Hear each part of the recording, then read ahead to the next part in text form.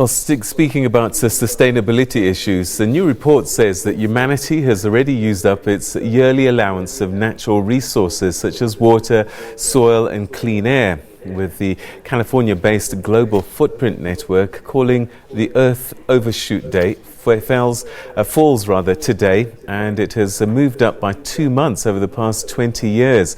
It says that humanity's extravagance is increasingly evident in the form of deforestation, soil erosion, biodiversity loss and increasing extreme weather events.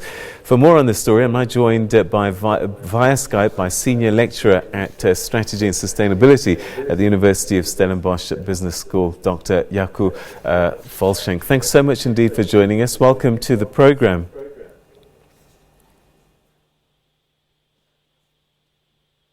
Hello, Dr. Volschenk, can you hear me? I can hear you. Dr. Volschenk, this I'm trying to get my head around this World Overshoot Day. How do we calculate our allowance? Peter, it's quite an interesting calculation. We look at the amount of natural resources that is generated by nature every year in the form of fish, in the form of trees, etc. And that is the amount that nature provides us with. And at the same time, we look at the consumption of countries in the same year. And of course, if we divide the availability, the consumption by the available resources, that gives you an approximation of when you overrun. You can think of it as a big savings account, and we are living off the interest. And our interest for the year has been spent, so now we are eating into our saving. That will reduce our interest even more by next year.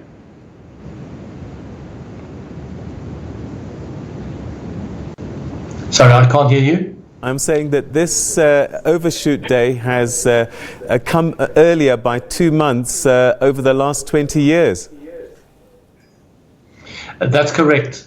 So it can be explained by two phenomena. The first is that every year we are increasing the amount. It's by the population growth, it's by the growth of wealth, etc., that we're consuming more.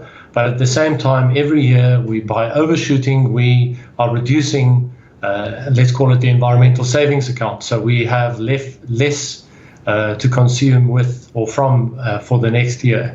And that means that this moves in two directions, and both diminishing the time that we have to actually to react. All right. So what do we do to turn back the clock? Do we make more deposits or take less out of the savings?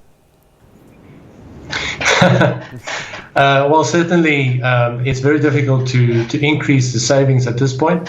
The easiest thing that we can do is to reduce our consumption.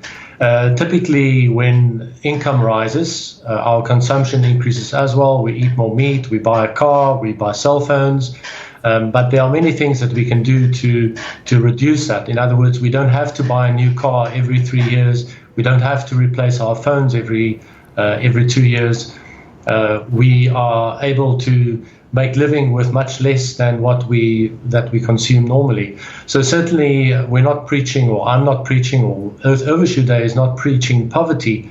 On the contrary, it means that everyone should have enough, but not so much that we are eating into the future capacity of future generations.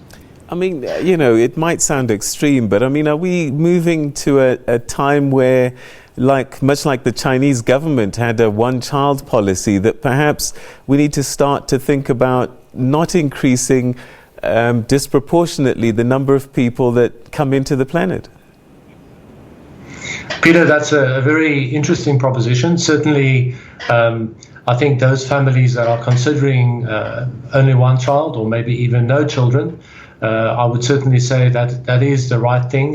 If we do not reduce population, or we reduce the consumption, then nature will inevitably bring us to extinction. So we can choose to reduce the population, or nature will do it for us. And I think that's the bottom line. I would say that it's always difficult to tell people not to have children, and everyone would like children that love people. But certainly we also have to consider that it's maybe unfair bringing someone into the world that doesn't have a world to live in into the future. So Africa, I always find, is that we don't have the biggest carbon footprints, and yet we end up actually being the victims of some of these huge weather patterns that change because of climate change. How do we get the developing nations, I mean, I'm thinking of Donald Trump at the moment, to pay attention to this and sort of accept their responsibility for continents such as ours that are not contributing as much to the problem? Peter, we're seeing more and more inequality, as you point out. And as you say, Africa is unfortunately taking the brunt of the damage. I think there are global organizations, the United Nations Framework for Climate Change, for instance. These are the bodies that we need to apply pressure into. Unfortunately, there's a disproportionate amount of power from countries like America, even China to some extent. So we're not in a good situation, but also remember that the Americans and all other countries are in the same boat. So if we are overshooting, everyone will suffer in the end. So I guess it's a matter of awareness, and I think that's one of the things that the Global Footprint Network tries to achieve, is to raise awareness about the crisis that we are seeing, that we are approaching a sixth extinction scenario. And I think once that awareness becomes known, then possibly we can start seeing changes. Well, you know, if you start from the premise that every little bit helps, I guess we can do a lot here at home. I know that you're with the business school. Is this something that you teach in business school, that businesses must go green and be greener? Absolutely, Peter. We and I don't think it's just our business school that is seeing the light in that respect. But we are certainly in conversations about what does the future look like for business in a constrained world. Just a quick example: if I sell a geyser, then my business relies on selling geysers that will break so that I can sell more geysers. But if I start selling hot water to you, then I will potentially make my geyser so that it will never break. And that means that we can still have economic activity, we can still have economic growth, but without the material exhaustion that we are experiencing currently. The same thing with plastic. We just had the very innovative clip before mine about the person converting plastic into fuel. And those are the kind of innovative thinking examples that we need to grow and to encourage. And I believe humans are super creative, and I think we can overcome this problem. But we cannot make incremental changes. We have to make big step changes in the way that we do business, in the way that we live as humans, and the way that we think about the future. All right, and then perhaps as a final question, World Overshoot Day, what would be your message to just ordinary citizens across the country? A, be aware of the Overshoot Day, but what does it mean to us? What should we be thinking today? Peter, I think if we want to make a stepwise change, I think we have to consider the concept of voluntary simplicity, which means that we voluntarily decide to live simpler lives.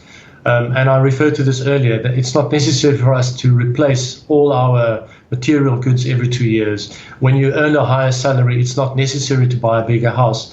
Inevitably, that bigger car, the bigger house, means that you have to work longer hours, stay away from your family, and the reason that you had these things in the beginning to become more happy becomes the reason that you become unhappy. So we need to rethink about how do we think about happiness? Do we really need the abundance that we're seeing? And again, I want to reiterate, we don't want to keep people out of poverty, but the world has enough for everyone's need, not for everyone's greed. All right, I think that's a great place to leave it. Thanks so much indeed for talking to us today on World Overshoot Day and the role that we all can play in trying to claw back those savings. Thanks so much indeed, Dr. Volschenk. Thank you, Peter. All right. Okay, so that was Dr. Jako Volschenk from he's a lecturer in strategy and sustainability at the University of Stellenbosch Business School.